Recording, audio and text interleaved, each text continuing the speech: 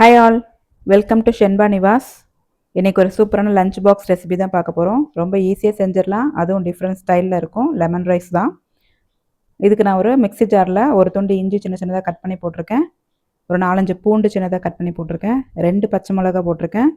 1 spoon சீரகம், ஒரு 2 சில்லு தேங்காய் சின்ன சின்னதாக கட் பண்ணி போட்டிருக்கேன். அதுக்கப்புறம் கொஞ்சம் கொத்தமல்லி தழை, இது எல்லாத்தையும் போட்டுட்டு அரைச்சி வச்சுக்கோங்க. நல்லா குறைன்னு அரைச்சி வச்சுக்கோங்க. ரொம்ப நைஸாக அரைக்காமல் தண்ணி ஊற்றாமல் அரைச்சி வச்சுக்கோங்க. அதுக்கப்புறம் ஒரு பேனில் 2 to 3 டேபிள் ஸ்பூன் ஆயில் விட்டுட்டு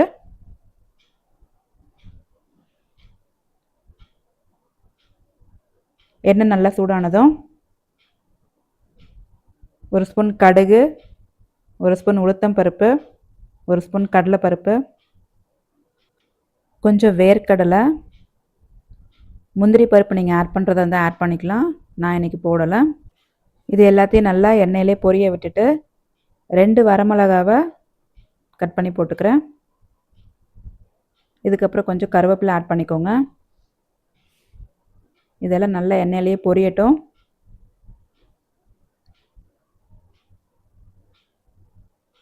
அதுக்கப்புறம் கொஞ்சமாக பெருங்காயத்தூள் ஆட் பண்ணிக்கிறேன்.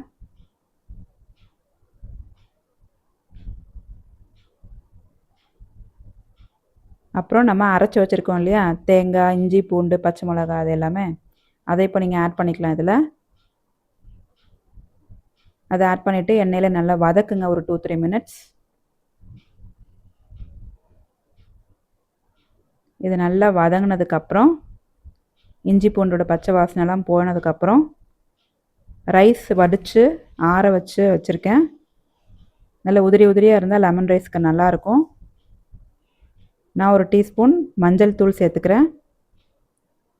இதை சேர்த்துட்டு நம்ம வடித்து வச்சுருக்கிற ரைஸை இதில் ஆட் பண்ணிக்கலாம். நான் இன்றைக்கி நார்மல் ரைஸ் தான் வேக வச்சுருக்கேன். நீங்கள் வந்து பாஸ்மதி ரைஸ் கூட யூஸ் பண்ணிக்கலாம். கொஞ்சம் நல்லா ஆற வச்சுட்டு அதுக்கப்புறம் நீங்கள் ஆட் பண்ணிக்கோங்க. நான் இன்றைக்கி கொஞ்சம் சூடாகவே ஆட் பண்ணிட்டேன்.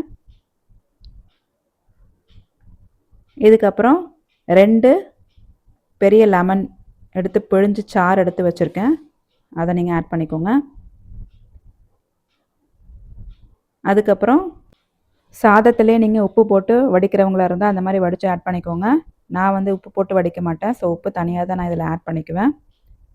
ஸோ இந்த மாதிரி நல்லா எல்லாத்தையும் ஒன்று சேர மிக்ஸ் பண்ணிவிட்டு நம்ம போட்டிருந்த மசாலா எல்லாமே ரைஸோட மிக்ஸ் ஆகணும்.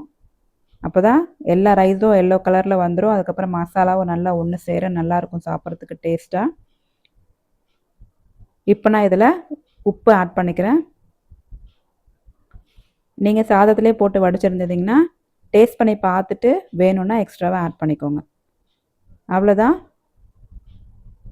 நம்ம எல்லாம் ஒன்று சேர மிக்ஸ் பண்ணியாச்சு.